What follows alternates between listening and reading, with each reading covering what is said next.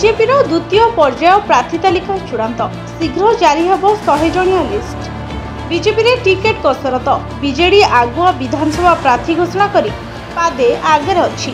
तेणु बीजेपी आज किंबा काली द्वितीय पर्याय प्रार्थी घोषणा करिपारे। भारतीय जनता पार्टी 100 जणिया प्रार्थी लिस्ट जारी करिबो। एहा उपरे गुरुवार विलंबित राति रे कोर कमिटी बैठक रे चूड़ांत मोहर बाजिछि। बीजेपी अध्यक्ष जेपी नड्डा और गृहमंत्री अमित शाह उपस्थिति रे 3 घंटा जाए माराथन आलोचना होइतिला। तेज प्रथम पर्यायर 18 जणिया लोकसभा प्रार्थी तालिका घोषणा होइतिला। केवल जाजपुर, कटक और कंधमाल आसन को झुलई रखा जाइतिला। एही 3 आसन पर प्रार्थी समेत विधानसभा प्रार्थी तालिका को समस्त अपेक्षा करछंती।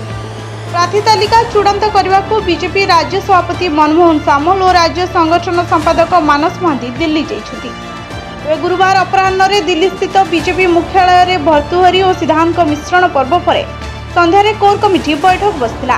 राज्य सभापति और संपादकों सह केंद्र मंत्री धर्मेंद्र प्रधान, राज्य निर्वाचन प्रभारी विजयपाल सिंह तोमार उपस्थित थिले।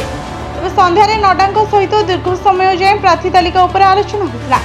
पर गृहमंत्री अमित शाह आसी बैठक में सामिल होते। द्वितीय पर्यायर बीजेपी 3टी लोकसभा आसन सहित 100 जणिया विधानसभा प्रार्थी तालिका घोषणा करिपारे। किछि पुरुखा नेता सहित नुआ मुह को बीजेपी तालिका देखा मिलिबो। बीजेपी नेता पृथ्वीराज हरिचंदन कहते 100 जणिया तालिका चूड़ांत होइछि। दिने बा 2 दिन भितर घोषणा कराइछिबो। Bureau report, Bhanjadoot news.